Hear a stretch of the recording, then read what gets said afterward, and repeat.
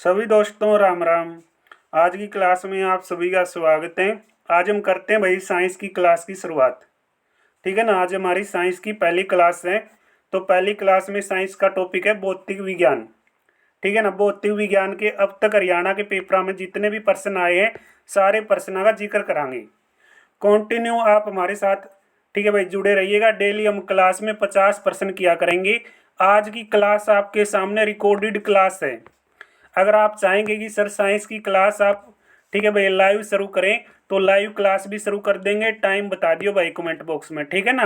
Complete PDF मिलेगी भाई आपको। ठीक है ना। हमने आपको दे भी रखी है ये complete PDF India GK science. ठीक है भाई साथ में अटैच है कंप्यूटर भी। ठीक है। जिस साथी ने भाई कंप्लीट पीडीएफ नहीं ली है अब तक ले सकते हो। मैंने अपना नंबर भाई ठीक है टेलीग्राम पे पिन किया हुआ है। क्लास के नीचे टेलीग्राम का लिंक है और शॉर्ट वीडियो के सेक्शन में भी नंबर बता रखा है भाई। और यहाँ पे भी नंबर बता सकता हूँ। इस नंबर पे चैनल सब्सक्राइब का स्क्रीनशॉट भेज के पीडीएफ ले सकते हो भाई। 93 50 31 66 13 ये नंबर है भाई। 93 50 31 66 13 इस नंबर पे आप चैनल सब्सक्राइब का स्क्रीनशॉट भेज के फ्री में कंप्लीट हरियाणा सिटी की भाई ऑल सब्जेक्ट की आप पीडीएफ ले सकते हो और आप हमारे साथ कंटिन्यू तैयारी कर सकते हो। ठीक है ना। तो आज की क्लास के 50 प्रश्न देखेंगे। पहला प्रश्न है भाई निम्नलिखित में से किस उपकरण का उपयोग वायु वेग मापने के लिए किया जाता है भाई बताइयो। ठीक है ना। पीडीएफ दे रखी है मैंने आप लोगों को याद हो गए सारे प्रश्न। अगर टेस्ट बनाओ इनका। ठीक है ना। टेस्ट भी बना देंगे इनका अगर आप चाहोगे।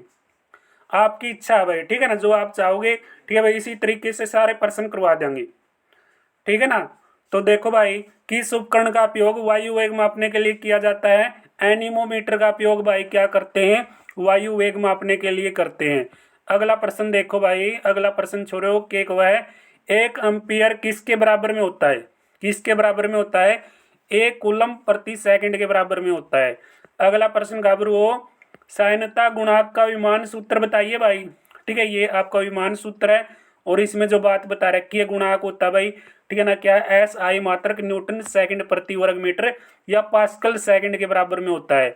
अगला प्रश्न है बिजली विद्युत शक्ति की मानक अंतर्राष्ट्रीय इकाई बताइए क्या रहेगी। क्या रहेगी भाई साहब वाट रहेगी। ठीक है ना। अगला प्रश्न देखो अब वो फटाफट करांगे 50 प्रश्न करने हैं। ठीक है भाई श्रेणी में छोटे से बड़े क्रम में लगाना आपने। ठीक है मैं डायरेक्ट आपको उत्तर ही बता देता हूँ।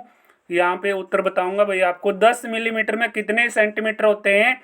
कितने सेंटीमीटर हुए भाई पूछा आपसे तो बता दियो 1 सेंटीमीटर भाई। ठीक है ना। 100 सेंटीमीटर में पूछे आपसे तो कितने मीटर होंगे। 100 सेंटीमीटर में कितने मीटर 1 मीटर हुआ है भाई। 1000 मीटर में कितने किलोमीटर हुए हैं 1 किलोमीटर हुआ है। कर लोगे याद। अगला प्रश्न देखो भाई। ठीक है न्यूटन की गति भाई। ठीक है न्यूटन की गति से संबंधित प्रश्न है। ठीक है कौन से नियम में एक बात बता रखी है भाई प्रत्येक क्रिया। ठीक है नियम पूछा कौन सा है प्रत्येक क्रिया पर एक समान और एक विपरीत प्रतिक्रिया होती है। कौन सा नियम में ठीक है जिक्र करा क्या है तीसरा नियम में यानी तृतीय नियम में भाई न्यूटन का तीसरा नियम में यह बात बता रखी है। ठीक है। अगला प्रश्न देखो। तो अगला प्रश्न है भाई दाब की मानक अंतर्राष्ट्रीय इकाई क्या होती है। तो दाब की मानक अंतर्राष्ट्रीय इकाई रहेगी घाबरुओ क्या रहेगी भाई पास्कल। क्या रहेगी पास्कल रहेगी। ठीक है। अगला प्रश्न देखते हैं।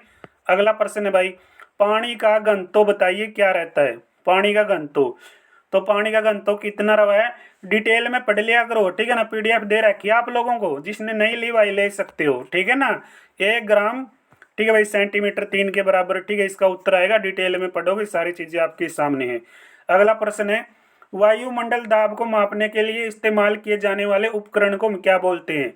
ठीक है भाई वायुमंडल का दाब मापना है तो किस उपकरण के द्वारा मापोगे बैरोमीटर के द्वारा। किसके द्वारा मापोगे रे छोरे बैरोमीटर के द्वारा। भाई अब भी क्लास को लाइक नहीं किया तो भाई लाइक कर दिया करो। ठीक है ना। हरियाणा के अब तक जितने भी पेपर हुए हैं सारे पेपर में ये प्रश्न आए हैं बार बार। एक पत्थर का भाई ऊर्ध्वाधर ऊपर की ओर उठाने की अपेक्षा एक ढलान सड़क पे ठीक है भाई क्या लुटकाना आसान होता है क्योंकि क्योंकि क्या है भाई इसमें। ठीक है क्योंकि इसमें भाई पत्थर को लुटकाने में किया गया कार्य उसे उठाने की अपेक्षा कम होता है। ठीक है ना। लुटकाने में किया गया कार्य भाई उठाने की जो अपेक्षा क्या होता है कम होता है क्योंकि उठाने तो बोझ लगेगा लुटकाना है तो भाई धक्का ही देना ना आपने ऊंचाई से तो वो लुटक जाएगा। तो ये भाई डी उत्तर आएगा इसका। अगला प्रश्न है पवन की गति मापने के लिए कौन सा उपकरण इस्तेमाल किया जाता है भाई? पवन की गति मापांगे, यानी वायु की गति मापने के लिए कौन सा उपकरण इस्तेमाल किया जाता है? तो भाई कौन सा उपकरण इस्तेमाल करेंगे? एनीमोमीटर।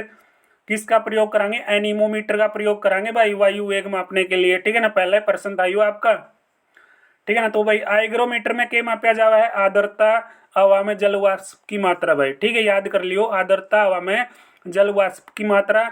बैरोमीटर में क्या मापा जावा है? वायुमंडलीय दाब माप, ठीक है, मापा जावा है। एनीमोमीटर में भाई पवन की गति, वायु का वेग, ठीक है भाई। हाइड्रोमीटर में क्या मापा? तरल में तैरकर, सॉरी भाई, तरल में तैरकर तरल के घनत्व को, तरल में तैरकर तरल के घनत्व को भाई किसके द्वारा मापा जाता है? हाइग्रोमीटर के द्वारा मापा जाता है। कर लोगे याद? अगला प्रश्न है भाई, वायु की गति मापने का यंत्र बताइयो भाई, ठीक है, सारे देखो पहला। तो भाई क्या है ये आपका? ओडोमीटर क्या हुआ भाई? ओडोमीटर, ओडोमीटर में भाई वाहन द्वारा तय की गई दूरी मापी जाती है। स्पीडोमीटर में वाहन की गति मापी जाती है। एनीमोमीटर में वायु गति मापी जाती है। बैरोमीटर में भाई वायुमंडल दाब मापा जाता है, ठीक है। अगला प्रश्न देखो भाई, एक क्यूसेक जल लगभग खाली स्थान के बराबर होता है। किसके बराबर हुआ है भाई? 28.3, ठीक है, 1/7 लीटर/सेकंड के बराबर हो जाएगा। अगला प्रश्न देखते हैं, अगला प्रश्न क्या कहता है। तो अगला प्रश्न है भाई, फेदोमीटर का प्रयोग क्या मापने में होता है? तो फेदोमीटर का प्रयोग बताइए भाई। समुद्र की गहराई, यानी समुद्री गहराई होती है जो उसको मापने के लिए फेदोमीटर का प्रयोग किया जाता है। कि सितारे की दूरी मापने का अत्यंत योग्य एकक कौन सा हो जाएगा? प्रकाश वर्ष भाई। क्या हो जाएगा? प्रकाश वर्ष से क्या मापी जाती है? दूरी मापी जाती है, ठीक है भाई। प्रकाश वर्ष से क्या मापी जाती है? दूरी मापी जाती है, ठीक है, याद कर लोगे। अगला प्रश्न है भाई, एसआई प्रणाली में दूरी के लिए माप की इकाई क्या रहेगी? मीटर रहेगी भाई। माप की इकाई क्या रहेगी? मीटर। अगला प्रश्न देखिएगा, अगला प्रश्न है भाई, दो तरल पेंडुलम समान अवधि पर कंपन करते हैं, इसका उचित कारण क्या हो सकता है? उचित कारण क्या होगा गाबरू बताइयो? उचित कारण क्या रहेगा भाई? उचित कारण होगा उनकी लंबाई अलग है किंतु उन्हें क्या भी निलंबित कणों का, ठीक है, जो द्रव्यमान है उसका समान होना आवश्यक नहीं है, ठीक है ना। इसका उत्तर बी बता रखा है इसने, ठीक है भाई। क्या बता रखा है? बी। भाई साइंस की पीडीएफ, ठीक है ना, किस किसने याद करी है कमेंट में बताइयो। यही भी लगा आपने मैंने जो पीडीएफ दी है पढ़ी नहीं है भाई, पढ़िया करो कंटिन्यू, ठीक है ना, नो काम कौन चाल है। अगला प्रश्न है, पानी का घनत्व भाई कैरोसियम के घनत्व से अधिक है, यदि दोनों को मिलाया जाए तो उसमें क्या हो जाएगा? उसमें क्या मिलेगा भाई? पानी पर, ठीक है, कैरोसिन, यानी भाई जो तेल है वो क्या करता है? तैरता है। पानी पर कैरोसिन तैरता है भाई, समझ गए रहे। अगला प्रश्न देखो भाई, अगला प्रश्न मैं आपको डायरेक्ट बता ही देता हूँ इसमें। आवर्ती एक भाई, ठीक है, इकाई, ठीक है, समय में दोलन है, ठीक है, जो आयाम 4 है वो समय, यानी समय अवस्था मान से भाई क्या अधिकतम विस्थापन करती है? लोलक जो 2 है भाई, लोलक 2 क्या कहता है? ऐसी, ठीक है, युक्ति भाई जिसमें धागे के सिरे पर क्या है? बार झूलता हो। और आवर्त श्रेणी जो 3 है भाई, परमाणु संख्या के क्रम से रासायनिक तत्वों को बतलाती है। अगला प्रश्न देखते हैं भाई, ठीक है, ये आपका सवाल है, इसको निकाल के देख लेना आप, ठीक है ना। ये आपका सवाल है भाई, इसको निकाल लोगे तो इसका उत्तर आएगा 0.0, ठीक है भाई, 6%, यानी 6% इसका उत्तर बता रहा है। क्या ये उत्तर होगा भाई? ठीक है, ये सवाल मैंने आपको दिखा दिया, साइंस का ये सवाल है भाई आपका, ठीक है। साइंस में भी कई बार, ठीक है, ऐसे प्रश्न आपको देखने को मिलते हैं, कंटिन्यू आप इनको अच्छी तरीके से किया करो, ठीक है। अगला प्रश्न है भाई, जो डेसिबल है भाई किसकी इकाई है? तो डेसिबल किसकी इकाई है बताइए भाई? डेसिबल इकाई हो जाएगी किसकी? ध्वनि की किसकी रचोरे? ध्वनि की भाई तीव्रता की। किसकी? ध्वनि की तीव्रता की इकाई हो जाएगी डेसिबल। किसकी? ध्वनि तीव्रता की इकाई हो जाएगी डेसिबल। अगला भाई, रडार बंदूक जो आपके सिद्धांत पे कार्य करेगी, किसके सिद्धांत पे काम करेगी? या करेगी भाई टोपलर्स प्रभाव पर। किस पर? टोपलर्स प्रभाव पे भाई, ठीक है, टोपलर्स प्रभाव पे काम करेगी। कौन सी एक यांत्रिक तरंग है भाई? कौन सी है? ध्वनि तरंग एक यांत्रिक तरंग है भाई, भूकंपीय तरंग है, जल तरंग है, ठीक है, ये सारी यांत्रिक तरंगें हो जाएंगी। तो इसमें ध्वनि तरंग भाई क्या है? एक यांत्रिक तरंग है। बहुत उच्च आकृति की तरंग दैर्घ्य होती है भाई, बताइयो क्या होती है? लंबी होती है। क्या होती है मेरे भाई? लंबी होती है, ठीक है ना। तो अगला प्रश्न है भाई, लाउड स्पीकर में कौन सी ऊर्जा भाई ध्वनि ऊर्जा में रूपांतरित होती है भाई? कौन सी ऊर्जा लाउड स्पीकर में, ठीक है, ऊर्जा ये क्या है? ध्वनि ऊर्जा से रूपांतरित होगी विद्युत ऊर्जा में। किस में रूपांतरित हो है? विद्युत ऊर्जा में, ठीक है, ध्वनि ऊर्जा विद्युत ऊर्जा में भाई, ठीक है, रूपांतरित हो। की जाती है, यानी भाई ट्रांसफर की जाती है। अगला प्रश्न है, निम्नलिखित में से कौन सा पृथ्वी के अंदर की सूचना का प्रत्यक्ष स्रोत है भाई? प्रत्यक्ष स्रोत भाई आपका ज्वालामुखी हो जाएगा। क्या हो जाएगा मेरे भाई? ज्वालामुखी। अगला प्रश्न है, अगला प्रश्न देखिएगा प्यारे दोस्तों, भाई वह उपकरण जो ध्वनि को विद्युत तरंगों में बदलता है उसको हम क्या बोलते हैं? उसको बोलते हैं भाई माइक्रोफोन। क्या बोलते हैं गाबरुओ? माइक्रोफोन बोलते हैं। ठीक है ना भाई। अगर आप हरियाणा सीटी की तैयारी कर रहे हैं ना तो हमारे साथ जुड़ जाइएगा। हमने आपको complete Haryana GK, complete Hindi, complete India GK करवा दी है। जो प्रश्न आपके बार बार पेपरों में पूछे गए हैं, प्ले लिस्ट में जाके आप लोग क्लास देख सकते हो। ध्वनि की गति सर्वाधिक किसमें होती है भाई?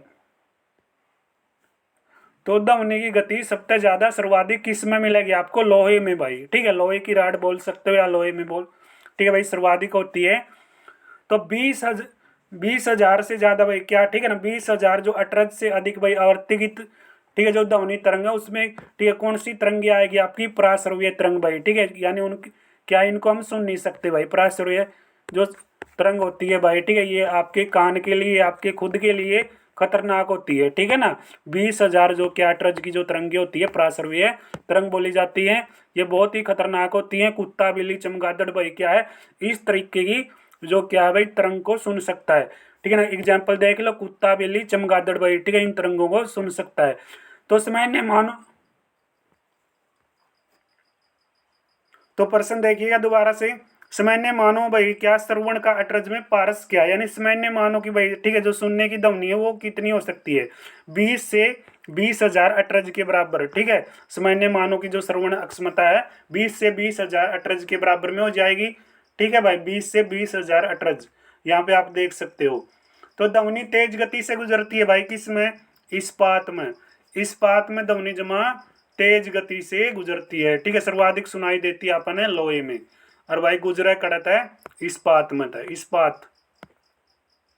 विज्ञान की उस शाखा का नाम बताओ भाई छोरो जो ध्वनि तथा ध्वनि तरंगों का अध्ययन करती है।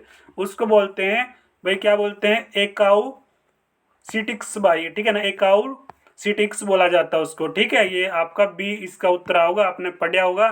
ठीक है भाई, जो नहीं पढ़ रहा फिर उसका क्या इलाज है? एक दरों में भाई क्या विक्षोभ आरंभ होने का निर्धारण किसके द्वारा किया जाता है? तो किसके द्वारा किया जाता है भाई? तो बताइएगा आप लोग, इसका उत्तर क्या आएगा? रेनॉल्ड की संख्या के द्वारा इसका ठीक है भाई जो निर्धारण है वो किया जाता है। ठीक है ना, डी इसका उत्तर आएगा। सारी पीडीएफ मैंने आप लोगों को दे रखी है। अगर अब भी आप लोग नहीं पढ़ रहे, नहीं तो कब पढ़ोगे यार? एग्जाम के टाइम पढ़ोगे क्या? वायुमंडल की आर्द्रता मापने वाला यंत्र क्या है? तो वायुमंडल की आर्द्रता भाई किस में मापी जाती है? किस में मापी जाओगी? तो भाई आइग्रोमीटर में मापी जाया करे। ठीक है, वायुमंडल की आर्द्रता यानी जो नमी है वो मापी जाती है आइग्रोमीटर में। तो भाई मैनोमीटर में मापा जाता है तरल पदार्थ व गैसीय दाब को। ठीक है, बैरोमीटर में वायुमंडल दाब, भाई आइग्रोमीटर में वायुमंडल की आर्द्रता, नमी, हाइड्रोफोन से समुद्र की आवाज मापी जाती है।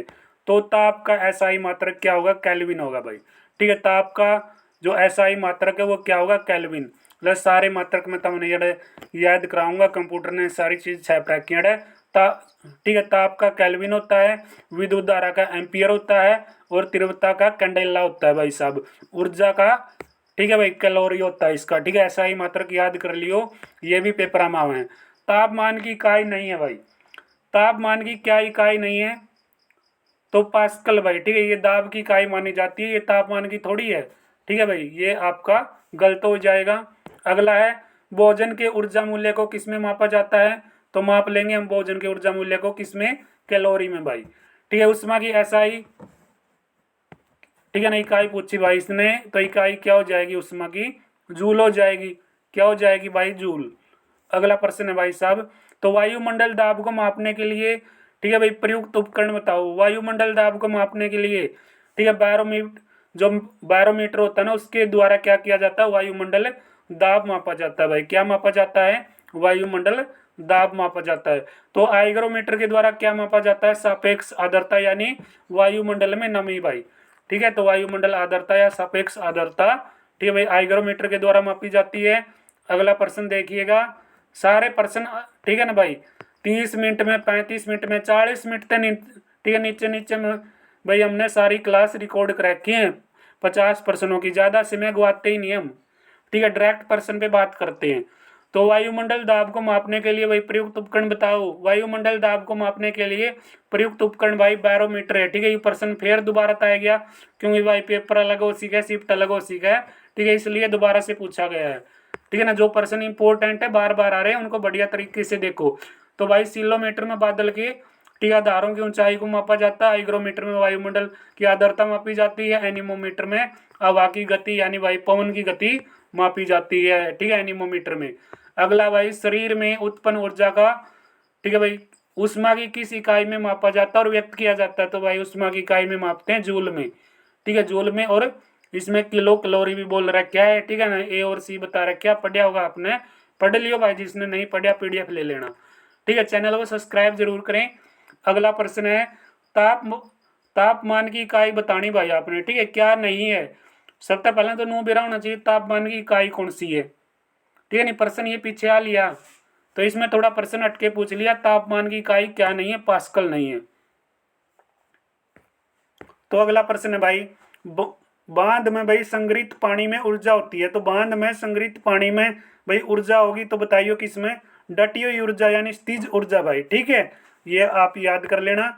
अगला प्रश्न है भाई भट्टी के सामने खड़े हुए आदमी को ज्यादातर उष्मा प्रक्रिया से ठीक है भाई प्राप्त होती है यानी उष्मा प्रक्रिया से गुजरना पड़ता है। तो भाई ये कौन सी प्रक्रिया, विकिरण प्रक्रिया के माध्यम से उसको गुजरना पड़ेगा। अगला प्रश्न है भाई साहब, अगला प्रश्न आपके सामने, अगला प्रश्न कहता है थर्मामीटर में तापमान मापने के लिए किस पदार्थ का प्रयोग किया जाता है। तो किस पदार्थ का प्रयोग करेंगे भाई साहब, पारा का प्रयोग करेंगे थर्मामीटर में। ठीक है भाई, तापमान मापन खातिर। अगला प्रश्न के एक वह है, अगला प्रश्न नु कहने लग रहा है निम्नलिखित में से किसका प्रयोग तापमान मापने की इकाई के लिए किया जाता है। तो तापमान मापन खातिर भाई केल्विन चाहिए और सेल्सियस चाहिए भाई। ठीक है, सेल्सियस और केल्विन मापना। ठीक है भाई, तापमान के बारे में बताओगा। अगला प्रश्न बताने लग रहा अपन है आग के सामने बैठा व्यक्ति भाई किस प्रकार से गर्मी प्राप्त करता है। ठीक है, तमने आग के सामने बिठा दें तो तमें भाई गर्मी किस प्राप्त यानी किस में प्राप्त करोगे भाई, विकिरण प्रक्रिया में प्राप्त करोगे। ठीक है ना, तो आग के सामने बैठा व्यक्ति भाई क्या है, किस प्रकार से गर्मी प्राप्त करता है, तो विकिरण प्रक्रिया के माध्यम से गर्मी लेता है भाई। अगला प्रश्न देखो 49 नंबर का प्रश्न के एक है यदि हम धातु के सरिये के एक सिरे को गर्म कर देते हैं तो दूसरा जो छोर भाई गर्म हो जाता है, तो उसमें जो स्थानांतरण है उसमें कौन सी प्रक्रिया होगी। तो उसमें होगी भाई कौन सी प्रक्रिया, विकिरण प्रक्रिया। कौन सी प्रक्रिया होगी गाबरू, विकिरण प्रक्रिया। अगला प्रश्न कहने लग रहा भाई तेज हवा वाली रात्रि में ओस नहीं बनती क्योंकि क्या भाई वाष्पीकरण की दर तेज हो जाती है, हवा में नमी कम हो जाती है। भाई देखो अरे ओस क्यों नहीं बनती भाई ठंडी रात को, तो इसमें बता रहा है क्या छोरे के कहने लग रहा यू भाई आकाश साफ नहीं होता। ठीक है ना, आकाश साफ नहीं होता, तेज हवा वाली रात्रि में ओस नहीं बनती क्योंकि इसमें क्या भाई वाष्पीकरण की दर क्या हो जाती है, तेज हो जाती है और आकाश साफ हो जाता है। ठीक है, रात में पेड़ और पौधे ठंडे हो जाते हैं, पानी का जो क्या वाष्पीकरण अधिक होता है और इसलिए ओस नहीं बनती। ठीक है भाई, आकाश साफ नहीं होता। ठीक है, तो इसमें डी आपका उत्तर हो जाएगा। तो आज की क्लास में आपने 50 प्रश्न कर लिए। अगर आपको science India GK computer Hindi English की कंप्लीट पीडीएफ चाहिए तो भाई चैनल को सब्सक्राइब कीजिएगा, टेलीग्राम को ज्वाइन कीजिएगा। टेलीग्राम पे नंबर पिन है, मैंने शुरुआत में भी आपको बता दिया है और शॉर्ट वीडियो के सेक्शन में भी नंबर पिन है। तो भाई ठीक है,